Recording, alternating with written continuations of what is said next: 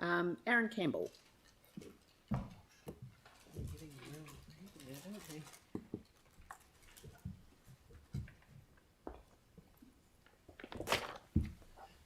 Kia ora and welcome. Kia ora, Council. Leanne, Mary, good morning. Thank you for your time. Agenda item 3.1 states the rep review is to ensure the arrangements provide fair and effective representation. I don't need to tell you that, you've read it.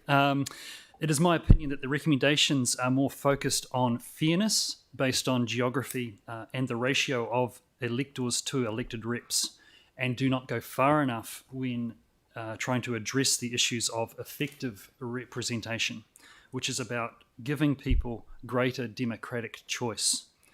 I'd like to express my support for the submissions by Chrissy Williams, Rosemary Neve and Rosalie Jenkin this week. I haven't seen today's early ones, so I can't comment on those, but the previous speaker obviously spoke very passionately. I highlighted the issues in my written submission with similar themes to Chrissy, Rosemary and Rosalie. Those were that councillors should be elected at large over a board area, and the use of STV as a more representative and democratic voting system.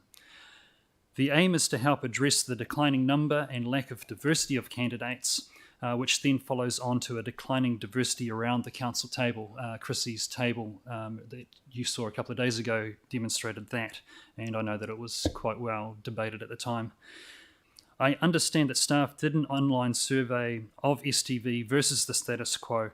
However, without more information on the methodology, I believe questions around cognitive bias could and should be raised regarding the results of that. Council runs the election process, and I certainly admire the teams, or the very small team that does that every 3 years. They do a fantastic job with the resources that they've given. However, councils are also risk adverse. They produce a pre-election report, which is effectively a balance sheet, run the nomination process. However, the voting process is contracted out to a private company, and for all intensive purposes, that makes sense. LGNZ research in 2017 tells us that more than 32% of registered electors didn't vote. 32% of electors didn't vote despite being interested in doing so because they didn't have enough information about the candidates or their policies. The Love Auckland campaign in 2016 targeted younger voters and increased turnout in that demographic 17%. Council, there's a question coming up here. You have one employee, the Chief Executive. The Local Government Regulatory Systems Amendment Act 2019 just flows off the mouth quite easily.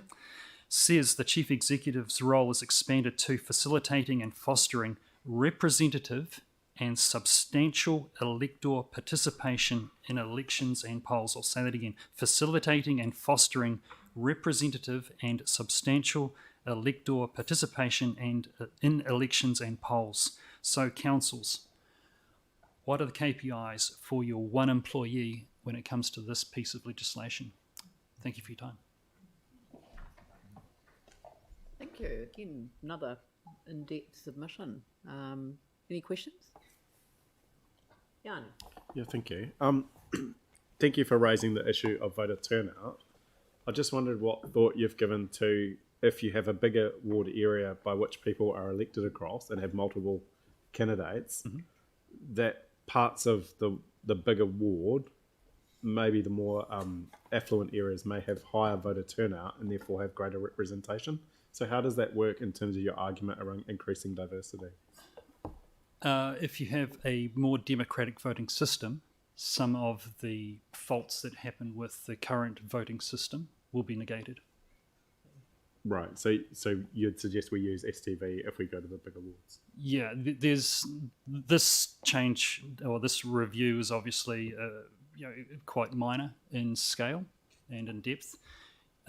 If the idea is that a more in-depth review and a more substantial change is made every second review, that's only every 12 years. If something's wrong, deal with it now. You've only got, although you can do it every 3 years if the council chooses. Clearly, there's usually not a political interest in doing that, they'll stick with the statutory length of time, so the 6-year term or the 6-year period between reviews. In this case, if it's substantial enough, if you aren't convinced by the stats that you've seen with Chrissy's slide, for example, where can we go from here? The idea is, you've got my question right here at the end is that you've got one employee, and that employee's job now as part of legislation is totally to agree with you on that, substantially increase electoral turnout. So if you're worried about, an affluent area of having, more stronger vote, you've got to push your employee and improving the vote in those other areas, in all areas. Okay. Unless you're happy with 37%. No, after the election I tried to get stuff done on that. So, yeah. Look, thank you very Thank much you. for your submission. It's a really good submission, and it's certainly raised a few questions. So thank you very much. Thank you. I look forward to the answer. Just watch the Finn one.